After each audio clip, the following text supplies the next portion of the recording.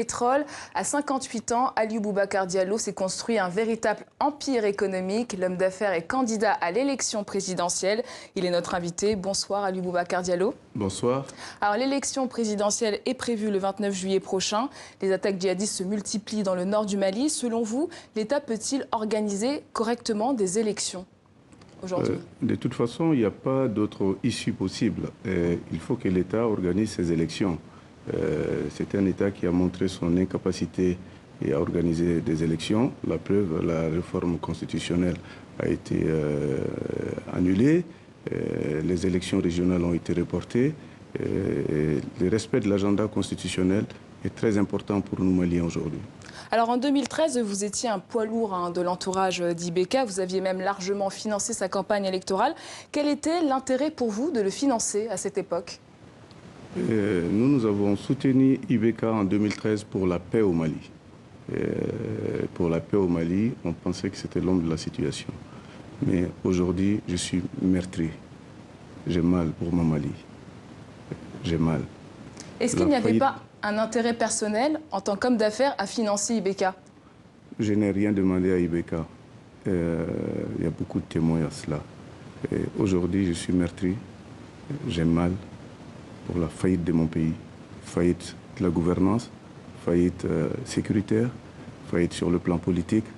Vous voyez, madame, un pays qui est incroyablement riche en potentialité et qui reste étonnamment pauvre. Et ça, l'explication, c'est la gouvernance. Il ne faut pas aller chercher très loin. Et vous regrettez de l'avoir soutenu? Maintenant, j'ai décidé moi-même d'être candidat. De par mon parcours, j'ai beaucoup de choses à faire valoir aux Maliens et à partager avec les Maliens. Est-ce que vous regrettez de l'avoir soutenu? On l'a soutenu pour la paix au Mali et force est de constater qu'on n'a pas la paix aujourd'hui. Donc, ce que nous avons voulu obtenir par son soutien, dans son soutien, nous l'avons raté. Et il n'y a pas de paix au Mali aujourd'hui. Et en lieu et place de la paix, il y a l'insécurité. Et ça, c'est une constatation que tout Malien peut faire, que même vous, journalistes, vous pouvez faire sur place. Est-ce que finalement, vous n'avez pas une responsabilité dans le bilan d'IBK? Vous avez financé sa campagne, votre formation politique était dans la majorité présidentielle jusqu'en 2016. Grosso modo, pendant 3 ans, vous avez soutenu IBK. Nous étions 77% des Maliens à voter pour IBK. Parce qu'on avait pensé que c'était l'homme de la situation. Et au bout de 3 ans, on a vu que la gouvernance n'était pas au rendez-vous.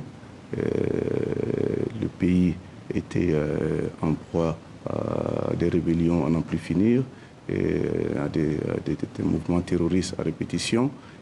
Nous avons décidé donc de quitter la majorité.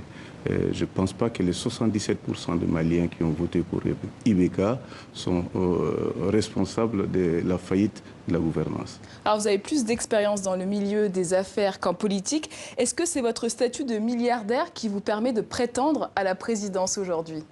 Moi, bien avant mon engagement politique, mon ADN d'entrepreneur et de philanthrope est une preuve pour tous les Maliens que ce n'est pas la politique qui fait que je fais aujourd'hui des promesses pour les Maliens. J'ai toujours participé à la valorisation des grandes ressources de notre pays et au profit des Maliens. J'ai créé énormément d'emplois. Je peux faire la même chose pour le Mali et je suis convaincu qu'avec l'arrivée d'un entrepreneur à la tête du Mali, les Maliens pourront rétablir la confiance qui a été rompue par IBK. Il nous reste une poignée de secondes. Si demain, vous êtes élu président de la République, quelle est la première mesure concrète que vous prenez?